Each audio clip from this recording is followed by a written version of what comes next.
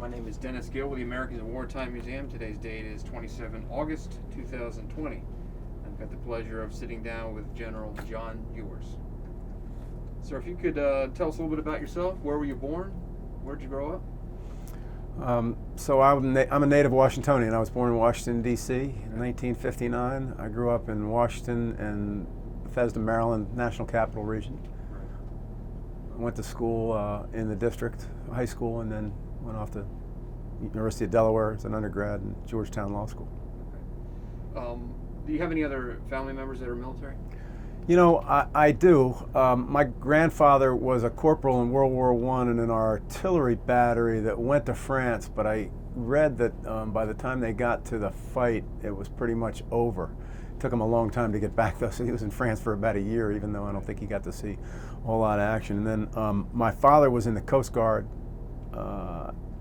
during the Korean War, and my uncle was in the Coast Guard during the Korean War, but that's really all the family history that I have. Why did you decide to join the service? Wow, that's a good question. I think that I had what you'd call a latent vocation. I sensed that I wanted to be in the military. I'm not sure that I really had a sense that I wanted to be in the Marine Corps. But I thought that I did during college and didn't think much of it again. And then in law school, I just started to look into it, and it matured, I guess, and I decided to go do it. I didn't realize how deep the vocation was until much later in the program. But right. Yeah. And why the Marine Corps? You know, if I had to go back and say at the time, I'm not sure I'd be able to articulate that. I think it was because a friend of mine was going in the Marine Corps, and he was the one that was telling me most about it. But at that time, it was kind of a toss-up. In retrospect, it couldn't have been anything else. Right. Just because that's the way the Marine Corps, that's what happens to you when you become a Marine. And I'm not bragging. Maybe I am bragging, but I'm brag warning. Right. There's nothing like being a Marine, and there's nothing like the satisfaction and the feeling that you get out of being a United States Marine. Right. Where was your training, basic training? So I went to OCS here in Quantico Okay. in 1984. It's a 10-week program, and OCS is just miserable. I confess. I mean, you spend the first 5 weeks praying that you'll get hurt so you can get the hell out of there, and you spend the next 5 weeks praying that you won't get hurt because you've just wasted 5 weeks and you sure as hell don't want to not get through the course. Right. So there was really not a whole lot that was fun about OCS. And I went back and finished law school and then came back to the basic school here. And basic school is a little bit, I would say it's work, but there's 220 lieutenants hanging around in the same place for 6 months, and it's really a lot of fun. You're running around in the woods, you're learning all about weapons systems and war fighting and so forth. So it really, I actually enjoyed the basic school. What would be the difference? How would you describe it between officers training and what an enlisted would go through with their basic training? What's the differences? So yeah, that's kind of a difficult thing to capture. I was a series commander at Recruit Training Battalion in San Diego in the 80s, and then I was a battalion commander at 3rd Recruit Training Battalion in 2003-4. And I wouldn't say that either is more rigorous. There's a lot more initiative and leadership required to get through officer candidate school than there is to get through boot camp. And that's not to suggest that there isn't a lot of leadership, and we don't expect leadership out of our privates and PFCs, but there's a lot more demands upon you. You can just kind of keep your head down and get through recruit training pretty well. You can't do that and get through OCS. Right. And where do you go from there? Where's your first assignment? So my next step was to go to Naval Justice School in Newport, Rhode Island, which is where they sent. I was a 44. Well, at the time I was a 4401, which is a not yet certified lawyer. But I went to Naval Justice School in Newport, Rhode Island that's about a 10-week program. And then my first duty station was Marine Corps Recruit Depot San Diego, which is, I hit the jackpot. Right. I wanted to go to Camp Pendleton. I didn't realize what a good deal the San Diego was. So I spent 3 years at San Diego and went out to Okinawa for a year and ended up in Hawaii in 1990, right when Desert Shield was starting. Interestingly, I'm you know, you just interviewed General Livingston, and he was the MEB commander for 2 of my years at San Diego, and I was actually a Mr. Vice at a mess night in which he was the guest of honor, and he was just telling me that one of the ways, he was a big runner, and one of the ways that he would punish people was make them go run with him. And I got several notes from him saying, "On the road." And I never did quite report. I mean, he took me out for a lot of bad runs, but I never got the punishment one. Right. So So you are a JAG officer. That's What is it? What is that? What does that mean? What are your duties? so it's a little different in the Marine Corps than it is in the other services. And again, this is not to disparage the other services, but and in fact the terminology, you know, there are a lot of Marines who call them JAGs, but we're judge advocates in the Marine Corps, and the reason that we sort of distinguish ourselves from the judge advocate general thing and the JAG thing is because they're core in the other services pretty much. The Air Force, not technically, but they're a core, and what that means is they're kind of outside the Army, the Navy, and the Air Force, whereas as a Marine judge advocate, you are Marine first and a judge advocate second. Again, I'm not disparaging the other services, and there's some wonderful officers and all of those JAG officers and all those, and I've served with hundreds of them. They're great, but the focus on as a Marine judge advocate is to be a Marine first and a lawyer second. And I did a number of things that had nothing to do with being a lawyer. So, but we also realized that the most value we're going to get out of our lawyers is to put them in legal positions. So I served in a ton of legal positions, and the perspective's quite different. By the time I left the Marine Corps in 2018, I was the senior judge advocate, and I was a little less enthusiastic. I mean, I still thought it was something that we needed to do, but I didn't want to lose all my good guys to non-legal billets because I wanted to keep some for myself. So. Right. Yeah. So they always say every Marine's an infantry. And that holds true for you as well, correct? Yeah, I mean, it's a little different than that. And the truth is that every Marine is a rifleman, and that's more of a mindset. I mean, truthfully, you couldn't drag me out of a prosecutor billet saying throw me in to be an infantry, a platoon commander or company commander, and expect me to go in and equip myself, exceptionally. You learn a lot about small unit leadership, and you learn a lot about small unit infantry tactics at the basic school, but.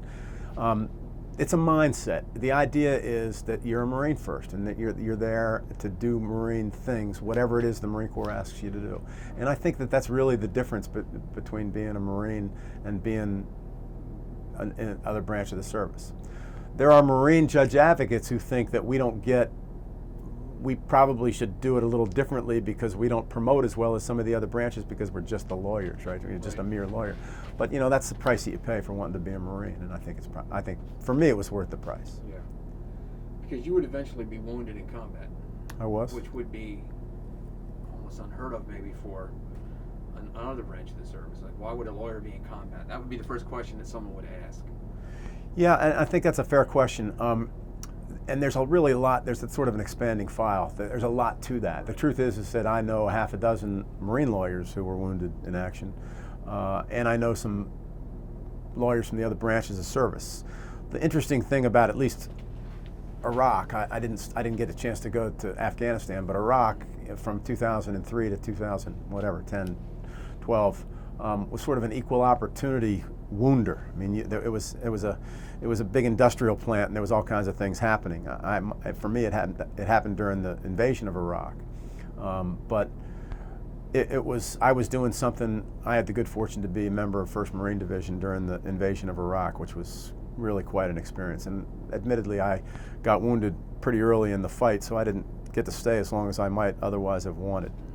Wanted being sort of a ambiguous term. I mean, I got what they would have called in World War II Vietnam the $1 million wound. I got to go home, and I'm not permanently disabled. Don't tell the VA that. But I was on an all-star team, so I was 1st Marine Division during the invasion of Iraq, and our general was Jim Mattis, and our assistant division commander was John Kelly. And Joe Dunford was 5th Marines, and Joe Dowdy was 1st Marines, and Steve Hummer was 7th Marines, and it was just like an all-star team. Every battalion commander, who were all my peers, made general officer, almost every one out of that division. So it was quite an experience for me, and General Mattis asked me to create a team that would investigate allegations of war crimes. And I was out with that team when we drove through a L-shaped ambush and we shot our way out of it, but I was just doing what I was supposed to be doing, and it just happened that I went through a bad place, and fortunately we all got out of it alive. Our vehicles didn't do quite as well, but what I think that means is that when you're a Marine lawyer, and I think the other services as well, you're going to be on the battlefield because there are things that lawyers do. You're not necessarily a hunter, but you don't want to be the hunted either. Right. So. What year is that you were wounded? 2003. It was like the fifth day of the war. We crossed the line of departure, I think, on the 19th of March 2003, and I think it was the 23rd or the 24th that I got wounded, and I got a couple gunshot wounds in my arms and one in my foot. And again, I was flown immediately down to southern Kuwait, and then flown to Germany, and then went to Bethesda. So I was home in a couple of weeks. Right. Leading up to that day is September 11th, 2001. What do you remember about that day? You know, it was eerie. I was on the pistol range that morning in Camp Pendleton, so it was probably, I think it was 9:30, 10, right when the airplanes flew into the Twin Towers, and we didn't hear anything about it until we were just finishing on the pistol range, and I went home, and I don't think that we realized it at the time, but you can look back at that time and see the palpable change in the world as we knew it. We were stunned, and everything that we knew about the life that we were living was sort of suspended. And it, got back that there was some sense of normalcy later, but never quite the same. And I had there were a lot of people, God bless them. One of the cool things about the generation of Marines, soldiers, sailors, airmen, coasties who came in after that is that they heard the bugle, and they thought, I got to go do this. Those of us who'd I came in during the Cold War. I mean, it was much less sort of rallying to the flag as something, wanting to do something. So we got a new generation of great Marines around that time. But that day, I just remember the world changing pretty dramatically, and it was palpable. Right. So there was a sense that this was a moment in time that would alter history for decades, if not longer. We're still feeling it. Yes. And again, it's hard for me, Dennis, to tell you that without the benefit of hindsight. But certainly, the stunned part of it was just like, this is a moment in history. Don't know what it's going to bring, but it's a moment. And in fact, it was. I mean, try to remember what it was like to go to the airport without going through TSA. I can't remember. What happened? So how long does it take you to recover from your injuries? So I recovered pretty quickly. My foot was sort of the round was a ricochet, I think, and went up through my boot and then out the side. So that really wasn't a significant wound. I got shot in both my arms. I was holding my pistol, and I got shot in both of my arms. And I actually recovered pretty quickly, but then they put in a bone graft, and it didn't take, so I had to go back in. So it was probably, and I didn't go back. I got selected for command while I was recovering, and went down to command, and had to go back in for more surgery. But I'd say all in all, it took me about 8 months to get back to where I was at least PTing. And I was running, but doing anything with my arms, it took me about 8 months, and I had the good fortune of being at the recruit depot at the time, and so I had a lot of time to work to get myself better. Right. Is that a day that you relive often, or is it just another day in your life? No, I think it was. I don't know. It's difficult for me again to go back and think about what my mindset was. And again, I was very fortunate.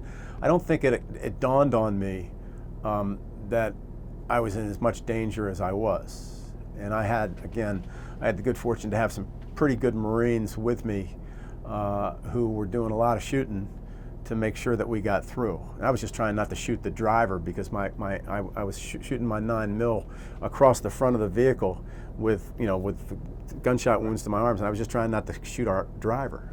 But yeah, I would say that it's something that I think about a lot. I don't think I have any trauma from it, but I certainly think about it a lot. What would be maybe your favorite assignment, your favorite command, most rewarding, something like that? Yeah, so that's. Look back in your career. I'm not sure that I can pick just one. From a lawyer perspective, I get asked this question, and because I talk to a lot of lawyers about what they ought to do next, I think about that part of it a lot.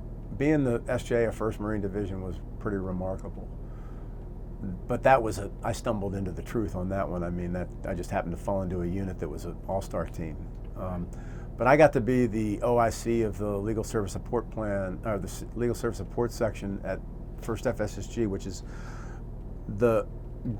it's the office that provides support to 1 MEF and to 1st Marine Division, and we basically drew up the plan for legal support for OIF 1. And the good news there was I probably had about 75 Marines working for me, and that was just fun. It's like being a giant platoon commander. I had a great time of that. And then I was a judge a couple of times, and there's really not quite anything professionally rewarding for a lawyer than being a judge, because your client is finding the truth. You don't have to worry about whether your guy is guilty or the commander really wants to prosecute this guy. You're just trying to figure out what the right way is. So I had a lot of good ones. In terms of the leadership aspect, the LSSS was as good as it gets. In terms of world experience, life experience, 1st Marine Division, but professional legal experience, it was really being a judge. You are in the Marine Corps prior to September 11th, and then you retired in 2018. Did you see much as a way of change in the Marine Corps during that time? Oh yeah. The world certainly changed. Absolutely. And you think about the progress that we've made. I was reading a George Will book right now, and I read something today that basically says evolution doesn't necessarily mean improvement. It just means evolution. But I think most of the Marine Corps has been improvement. We did a lot of things. We still practiced water discipline back in 1984, 86 when I was going to OCS. Water discipline. I mean, what you do is hydrate. That's what water discipline's all about. So things changed pretty dramatically. The way that we treat women and minorities changed dramatically. I don't think that there's sort of a sine wave, and you don't need to think about this in terms of the Marine Corps, but think about it in terms of our parents. Our parents looked at our generation and said, "Oh my God, the nation's going to hell in a handbasket." But their parents looked at them and said the same thing. So you're always a little suspicious of the group that comes behind, but the quality of Marines since 2003 is unbelievable. I mean, I couldn't hang with any. I would not have wanted to start in the Marine Corps after 2003 and had to compete with the Marines that I would have had to compete with at that age. And why is that? Why do you think the quality is better now? I think it's because people saw, there's a lot to the military experience, and the Marine experience in particular, but the military experience in general. And it's adventure, it's a job, it's travel, there's a lot to it. But when you add in there this notion of true service where you're defending the nation, that just creates a whole different level of satisfaction, job satisfaction, and personal satisfaction. And I just think that what that means is that we have an opportunity to attract people that we might not otherwise attract if they thought they were just going to go in there to mark time. They don't want to do that. But they're going to get a chance to come in and actually defend the nation. I'm in, both feet. That's what they're saying. So we get those level of people. I spent a lot of time over the years trying to figure out why it is that the Marine Corps seems to attract better people than the other services. Again, not disparaging the other services, but that's my observation. And I don't know exactly what it is, but I think there's just something special about it. And that's what that's sort of the veneer that got on, that came in 2003. It wasn't just about being a soldier, an airman, a sailor, or a Marine. It was about being somebody defending that country. And with that veneer, the attraction is huge. And the good people want to come do it. I hope that we can figure out how to bottle that and keep the good people coming. It's interesting that you say that, because we hear a lot of people saying that the quality, the kids today aren't what they were before. And we could never win World War II if it was fought today. Do you find that to be true, or it sounds like you don't? I don't. I'm not going to pretend like I understand the X-Gens or the millennials. I don't. My sons are probably a little old to be either of them, but they kind of fall in that category. And I don't understand all the things that they think about. There are a lot of things. It's a completely different world. I just turned 60. No, I didn't just turn 60. I'm about to turn 61.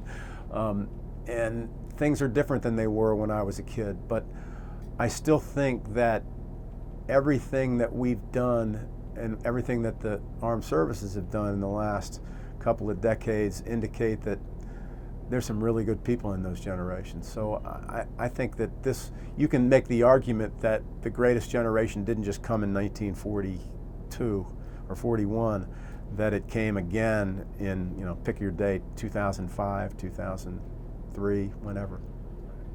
Looking back on it, how would your experience in the Marine Corps, how's it affected? I know you're not far removed from the Marine Corps, but how's that experience affected your life, shaped who you are? Yeah. Especially your combat experience.